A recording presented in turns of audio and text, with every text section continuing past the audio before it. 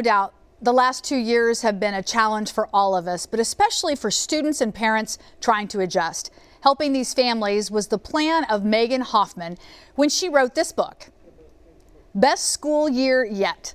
Megan is a pediatric occupational therapist, and she joins us now to share more about her new book. Good morning, Megan. Thanks for being here. Good morning. Thank you for having me. So tell us what prompted you to write this book. So early on in the pandemic, I was a new mother and I work in the schools. So I was shut down in March of 2020 and then heading back into school into August or March of 2019, I'm sorry. And heading back into school in August, I was having a lot of anxious feelings about returning to work. Were my students going to be able to stay safe? Was I going to be able to keep my family safe, especially my newborn son? So I drew on a skill that I use in my work using social stories. And I wrote a social story from my students' perspective to help me deal with the anxious feelings I was having. Now, your family, I have a wonderful picture. This was an interesting way. Not only did your family, you talked to the illustrator about incorporating pictures of your little one, even though he really wasn't school age yet. Yeah. And what kinds of things did the illustrator use on that? So the illustrator used our family as an example. She aged my son to be school aged and just kind of took his interest and elements from the classroom, but also elements from a child's imagination. So I really wanted to share a children's story, but to remind parents and teachers alike that our children's first response to some of these changes we might be experiencing in the classroom, their initial response is not necessarily fear or anxiety, and how a child might see it as this imaginative or opportunity for growth. You actually kind of incorporated in your the social story a real positive side of it. You know, I know that I'm sure, and I don't have the little ones at home anymore, but that my heart went out so much to those parents that were trying to navigate whatever this new norm was. But the approach of this story I found very appealing. Tell me more about that. So the approach of the story is to include co-regulation. So as our children are growing and developing, they don't necessarily have the independent coping skills to deal with these big emotions, especially ones that come with changes in routines in a familiar environment like school or home.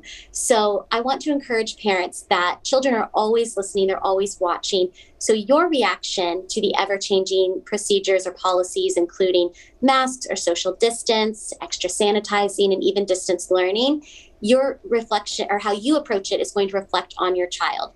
And so encouraging parents to approach that with a calm manner, use their own coping skills, and really model for their child how to adapt.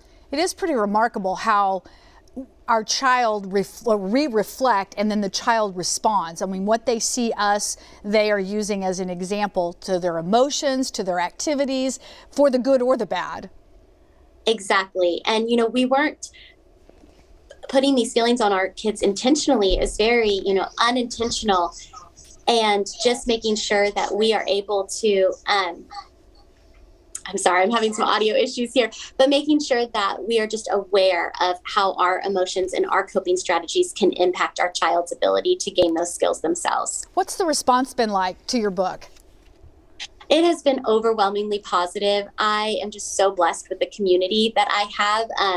Family, friends, teachers, students, past coworkers, current coworkers. I've just been really, really overwhelmed with people's response and people spreading the word, because students across the country are experiencing these changes in their schools. And so the more students and teachers and families that can hear the story, I just really hope that it helps them adapt as things are still changing, sometimes day to day.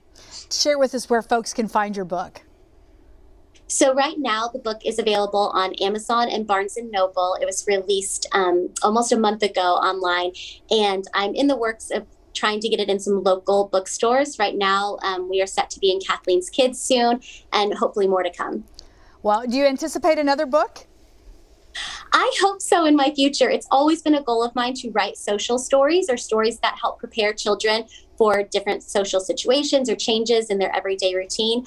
I never dreamed that this would be the first one, Right. how to get a pandemic, but I hope that I learn a lot from this experience and that it will lead to future stories as well. I totally, you have a gift. There's no doubt about it. I thoroughly enjoyed it. I think kids will enjoy it, families will enjoy it, and certainly the message of positivity was felt through that. Thank you so much, Megan. It was great to visit with you. Thanks for sharing with our viewers.